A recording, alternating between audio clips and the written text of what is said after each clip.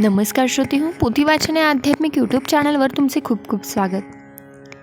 श्री समर्थ रामदास स्वामी कृत दासबोध ग्रंथ यामधील दुसऱ्या दशकातील 4था समास आज आपण ऐकणार आहोत. यामध्ये भक्तीचे निरूपण केलेले आहे. चला तर ते ऐका. श्रीराम नाना सुकृताचे फळ, तो हा नरदेह केवळ. त्याही मध्ये भाग्य सफळ, तरीच सन्मार्ग लागे. म्हणजे काय हो? अनेक जन्माच्या पुण्याईचे फळ म्हणजे केवळ नरदेहाची प्राप्ती होते. त्यातही फार मोठे भाग्य उदयास आले तरच मनुष्य सन्मार्गास लागतो. नरदेहातही विशेष करून ब्राह्मण कुळात जन्म लाभणे, संध्यास्नान इत्यादी नित्यकर्मे व्यवस्थित करण्याची बुद्धी होणे व उत्तम वासना राहून हातून भगवत भजन घडणे, हे सर्व पूर्वपुण्याईचेच होऊ शकते. भगवत भक्ती करणे हे उत्तम आहे. त्यातही संतांचा सहवास लाभून काळ सार्थकी लागत असेल तर हा फारच मोठा लाभ जाणावा. हृदयात भगवंताबद्दल विशुद्ध प्रेमभाव असेल व त्यात भगवंताचा समुदाय जमून त्या महोत्सवात हरिकथा श्रवण घडणे, तर त्या योगे भगवत प्रेम तुणावते. नरदेह प्राप्त झाला असला त्याचे सार्थक करण्याचा प्रयत्न करावा, म्हणजे परम दुर्लभ जो परलोक त्याची प्राप्ती होते. त्यासाठी ब्रह्मकर्म विधियुक्त करावे अथवा दुसऱ्यांवर दया करावी, दान धर्मादी करावे आणि सर्वात सोपे साधन म्हणजे भगवंताचे भजन करावे. पश्चातापाने संसाराचा त्याग करावा अथवा भक्तियोगाचे आचरण करावे, नाहीतर निदान साधू पुरुषांच्या संगतीत राहावे. अनेक शास्त्रांचा सखोल अभ्यास करावा किंवा तीर्थयात्रा कराव्या किंवा निदान पापक्षय व्हावा म्हणून उत्तम मंत्राची पुनश्चरणे तरी करावी अथवा परोपकार करावा किंवा ज्ञानसंबंधी विचार करावा. ऐकलेल्या निरूपणातून सारासार विवेक ग्रहण करावा. वेदांची आज्ञा पाळावी आणि ज्ञानाच्या अधिकारास पात्र होण्यासाठी कर्ममार्ग उपासना याचे व्यवस्थित आचरण करावे.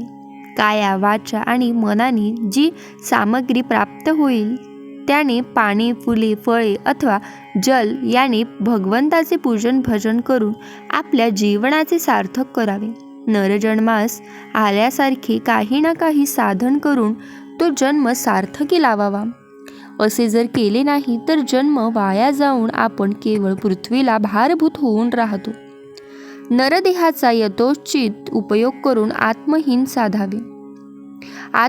साधावे. आपल्याला कुवतीस अनुसरून आपले चित्त व वित्त त्या सर्वोत्तमाचे भगवंताचे चरण समर्पित करावे. त्यापैकी जो काहीच करत नाही तो जगात जिवंत असूनही मेल्यासारखाच जाणावा. जन्मास येऊन त्याचे आपल्या मातेला उगीचच कष्ट दिले असे म्हणावे लागेल. अशी माणसे स्नान, संध्या, भजन, देवार्चन, मंत्रजाप, ध्यान वा मानसपूजा काहीच करत नाहीत. ती फक्त भक्ती करीत नाहीत, भगवंतावर प्रेम करीत नाहीत. त्यांची कुठेही निष्ठा नसते. ती कुठलेही नेम पाळत नाही, देव नाही, धर्म नाही, भोजनासमयी आलेल्या अतिथीचा सत्कार, अन्नदान करत नाही. त्यांच्या ठिकाणी सद्बुद्धी नसते, उत्तम गुण नसतात. तेच कीर्तन, श्रवण किंवा आध्यात्मिक निरूपण यापैकी काहीही करत नाही. ते सज्जनांची संगत करीत नाहीत. त्यांच्या चित्तशुद्ध होत नाही व मिथ्या मदामुळे त्यांना मोक्षाची प्राप्तीही होत नाही. ती न्यायाची चाड बाळगत नाही, पुण्यप्राप्तीसाठी प्रयत्न करीत नाही, युक्तायुक्त क्रियेसाठी विचारही करत नाही व परलोकात उत्तम गती मिळावी यासाठी काही उपायही करत नाही. विद्या, वैभव, चातुर्य, कला किंवा सुंदर सरस्वतीचा वाग्विलास इत्यादी त्यांच्याजवळ काहीच नसते. शांती, क्षमा, दीक्षा म्हणजे एखादे व्रत नेमके पाळणे, सज्जनांशी मैत्री इत्यादी शुभाशुभ साधनांतिक त्यांच्यापाशी नसते. पवित्रता, सर्व स्वधर्मविचार, उत्तम आचार व विचार इहलोकीचे सार्थक करण्यासंबंधी किंवा परलोकात गतीसंबंधी विचार ते करीत नाहीत. आपल्या मनास वाटेल त्याप्रमाणे ते अनैर्बंध रीतीने वागतात. त्यांच्या ठिकाणी कर्म नाही, उपासना नाही, ज्ञान नाही, वैराग्य नाही, योग नाही, धैर्य नाही. याप्रमाणे पाहू गेल्यास काहीच चांगले आढळून येत नाही.